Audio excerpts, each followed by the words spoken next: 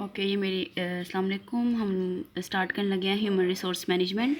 ये मेरी first slide है। इसमें हम लोग इस स्लाइड में हम लोग 5 चीज़ें कवर करेंगे। पहला इंट्रोडक्शन, दूसरा a model of human resource management, और तीसरा training and human resource management, चौथा है health and safety at work, और दूसरा इसका एक्ट 1974 का।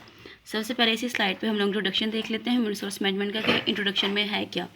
It is a function in organization design to maximize employ performance. इसमें बेसिकली हम ये करते हैं कि ऑर्गेनाइजेशन में हम लोग एम्प्लॉय की परफॉर्मेंस को मैक्सिमाइज़ करते हैं। ठीक है, मतलब ये कि अगर जो एम्प्लॉय है, एक सिंपल सी एग्जांपल देती हूँ कि अगर जो एम्प्लॉय किसी कंपनी में काम कर रहा है, तो अगर उसको 2 घंटे में कोई टास्क दिया गया कंप्लीट करने के लिए, उसका 1 घंटे में जो काम है वो कंप्लीट हो गया, तो जो दूसरा घंटा है वो आराम से ना बैठा रहे, बल्कि वो जो काम है ना उसको बेहतर तरीके से लेके चले, बजाय इसके कि वो जो काम वो 2 घंटे वाला, ज़ाहिर उसको 2 घंटे मिले हैं, तो मतलब वो काम 2 घंटों में ही होना है, तो वो इसको 1 घंटे में ज़्यादा एफिशिएंसी हमारा ख़त्म ना करे, बल्कि अपनी मैक्सिमम थ्रूपुट दे, एफिशिएंसी इफ़ेक्टिव होना चाहिए उसका जो काम। ठीक है, तो वो अपनी मतलब दूसरी सरगर्मियों को दूर रखे, और जो अपना जो काम है वो बेस्ट वे में डिलीवर करे। ठीक हो गया। तो ह्यूमन रिसोर्स मैनेजमेंट का जो इंट्रोडक्शन मतलब यही है कि आप ह्यूमन रिसोर्स को किस तरह मैनेज कर सकते हैं। ठीक है, तो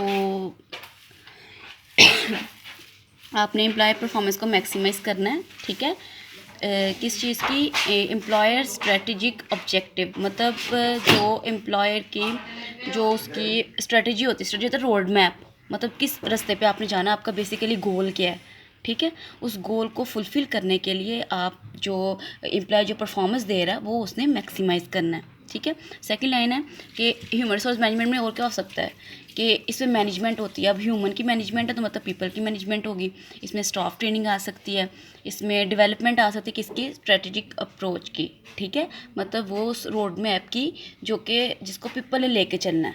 ठीक है, और वो ये सजेस्ट करती है कि जो HR है, ठीक है, ये ख़ास होता है सॉफ्टवेयर वर्क के लिए। ठीक है, सॉफ्टवेयर कंपनी का मेन पार्ट होता है ह्यूमन रिसोर्स। ठीक हो गया, मतलब इंट्रोडक्शन समझ आ गई। इंट्रोडक्शन में हमारे पास क्या है कि हमने मेन जो बात है कि हमने एम्प्लॉय परफॉर्मेंस को मैक्सिमाइज़ करना है, और इसमें बेसिकली मैनेजमेंट होती है किसकी, ह्यूमन रिसोर्सेज की। अब हम लोग सेकंड स्लाइड पे चले, जहाँ पे हम लोग पढ़ेंगे model of human resource management. ये model of human resource management 2 slides पे मुश्तमिल है।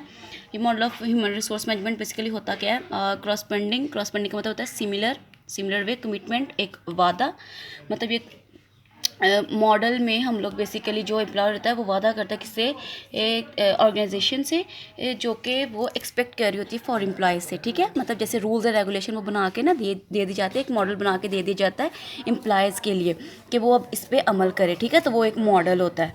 सही है, तो मतलब वो किसी हद तक जो है वो एम्प्लॉय वो ऑटोनॉमस होते हैं, मतलब आज़ाद होते हैं कि कुछ कामों में, लेकिन बहुत से कामों में ना उनको ऑर्गेनाइजेशन की माननी पड़ती है, उनके रूल्स और रेगुलेशन मानने पड़ते हैं। ठीक है, अब इसमें ये जो ह्यूमन रिसोर्स मैनेजमेंट है ये बेसिकली मैनेजर्स की रिस्पॉन्सिबिलिटी होती है कि वो अप्लाई करवाए, अपने खुद भी उसको जो रूल्स हैं उसको फॉलो करें, और जो उनके नीचे एम्प्लॉयज़ हैं उनको भी मतलब फोर्स करे कि वो इस मॉडल को अपनाएं।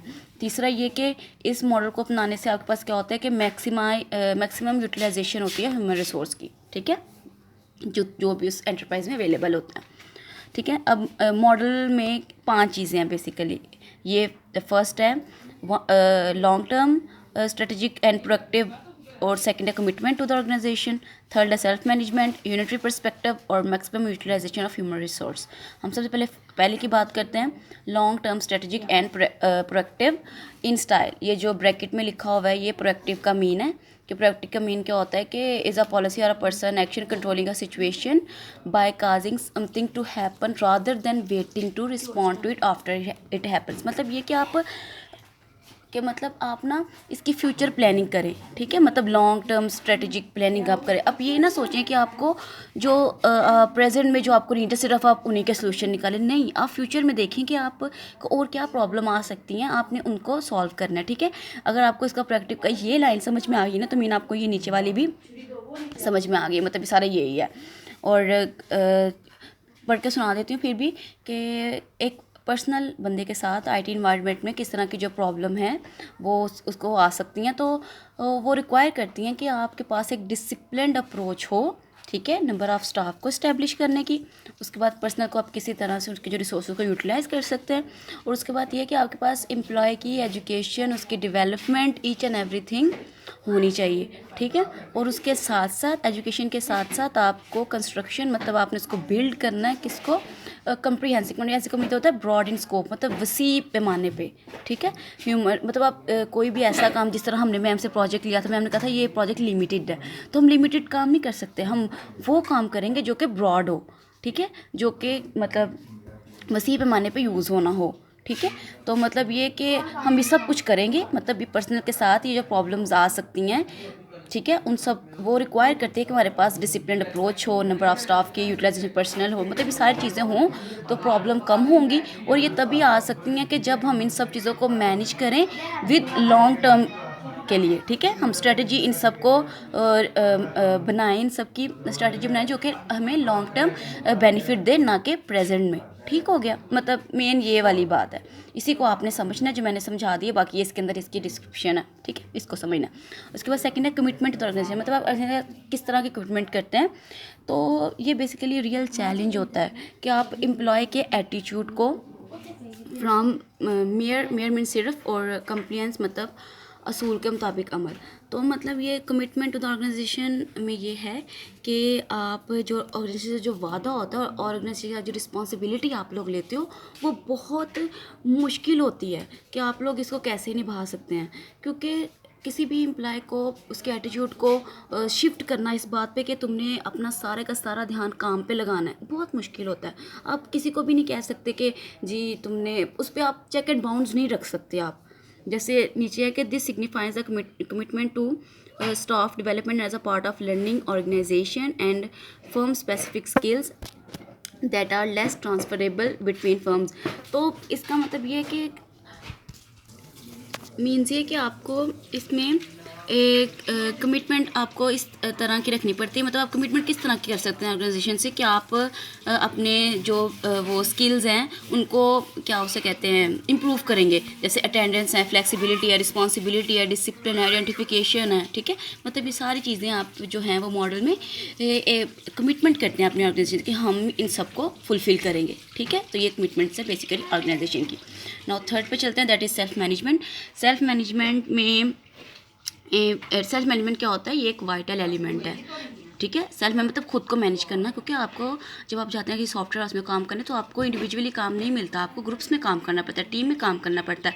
तो इसके लिए आपका सेल्फ मैनेज होना बहुत ज़रूरी है। तो मतलब आपको direct to regular face to face contact करना पड़ता है, मैनेजर के साथ करना पड़ता है, ठीक है, और वर्कर के साथ करना पड़ता है। तो फिर ये जो this build trust and helps maintain motivation, ठीक है।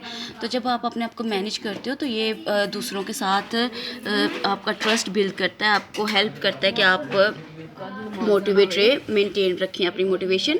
द ट्रिक टू रिकॉन्सिल का मतलब होता है हम आहंग करना या राज़ी करना, ठीक है। किसी दूसरे बंदे को अपने साथ काम करने के, हर ग्रुप में सारे अपनी अपनी बातें कर रहे होते हैं, तो अपनी बात पे लाना, अपनी बात पे मोटिवेट करना, ठीक है।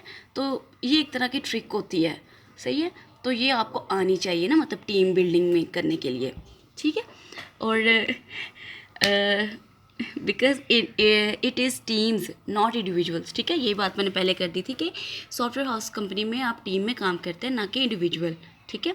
और performance appraisal is central in HRM strategies. तो ज़ाहिर है, जैसे मैम ने बोला था कि ह्यूमन रिसोर्स में आपको अप्रेजल्स, तारीफ़ें जो हैं परफॉर्मेंस के लिहाज से, वो आपका इंपॉर्टेंट पार्ट होती हैं। जब भी आपने किसी को अपनी तरफ मोटिवेट करना है तो आप ये हैं कि आप उस काम को सराहें, मेन बात ये है, ठीक है। तो मतलब जो काम अच्छा करे आप उसकी अप्रेजल करें, ठीक है। और जो काम मतलब नहीं से करता आप उसको भी ऐसी बात ना करें कि उसका वो हर्ट हो जाए, बल्कि आप उसको मोटिवेट करें कि वो नेक्स्ट टाइम आपकी जो परफॉर्मेंस है वो बेटर वे से प्रोवाइड करे आपको। 4 है यूनिटरी पर्सपेक्टिव। यूनिटरी मतलब इकाई के तौर पे आता है, मतलब one perspective, point of view या नुक्ता नज़र। मतलब आपकी जो वो है, आपका जो गोल है, आपका जो पर्सपेक्टिव आपका वो एक होना चाहिए, ठीक है। नीचे पता चलता entire enterprise is regarded as analogous, analogous में मिलता जुलता टू अ टीम, मतलब ये कि जो तमाम एंटरप्राइज होती है ना हमारे पास, वो मिलती जुलती होती है एक टीम के साथ। जिस तरह हम टीम में वर्क करते हैं ना, इस तरह हमें वर्क करना चाहिए बड़ी एंटरप्राइज में, क्योंकि वो एक टीम की तरह होती है। तो मतलब उसमें क्या होता है, लॉयल्टी पे एक फोकस होना चाहिए, ठीक है, और अथॉरिटी का भी एक फोकस ही होता है। और क्रूशियल मतलब very important part of keeping effective workers content, एक मतलब एक इफ़ेक्टिव वर्कर्स मतलब बहुत इंपॉर्टेंट पार्ट होता है कि आप इफ़ेक्टिव वर्कर्स कंटेंट उनके रखो इज़ अ सिस्टम में where there can be promoted without having to become manager. मतलब ये आप वर्कर्स को रखा हुआ है और वो सारे के सारे इफ़ेक्टिव हैं, मतलब वो बहुत अच्छा काम कर रहे हैं, लेकिन इसका मतलब ये नहीं है कि आप सबको मैनेजर्स की सीट पे बिठा दो, ठीक है। सबको करो, सीनियरिटी दो, लेकिन इस बेस पे नहीं कि वो सबके सब मैनेजर बन के बैठ जाओ, सबके मतलब मेरा काम करने में। तो इस तरह से एक जो है वो एक अथॉरिटी नहीं रहती, मतलब एक जो है मतलब आपने सिर्फ एक को रूल देना है, सिर्फ एक मैनेजर होना चाहिए और उसके नीचे सब होने चाहिए, चाहे वो जितने मर्जी अच्छे हों, जितना मर्जी अच्छा काम करें, लेकिन मैनेजर सिर्फ एक, सबको सिर्फ एक ही बात सुननी चाहिए, ठीक है। जैसे एट माइक्रोसॉफ्ट कंपनी में टैलेंटेड सॉफ्टवेयर डेवलपमेंट जो सॉफ्टवेयर डेवलपर है वो सिर्फ तभी स्टे कर सकता है या उसको राइज किया जाता है टॉप टायर पे ऑफ एलीट होता है सिलेक्टेड एज अ बेस्ट। मतलब ये कि अगर माइक्रोसॉफ्ट कंपनी में कोई टैलेंटेड सॉफ्टवेयर डेवलपर है और वो सिलेक्ट किया जाएगा एज अ बेस्ट डिज़ाइनर, ठीक है, आर्किटेक्ट मीन डिज़ाइनर, तो these architects are not company directors, ठीक है।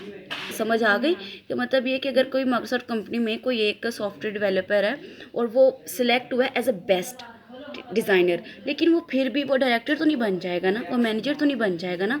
मतलब सबको उसी पे रखते हैं, जैसे टेस्टर में सबसे बेस्ट टेस्टर ये है जी ऐसे, लेकिन अथॉरिटी सिर्फ एक पर्सन को होगी ताकि सब एक गोल की तरफ जाएं और अपना माइंड बेंड ना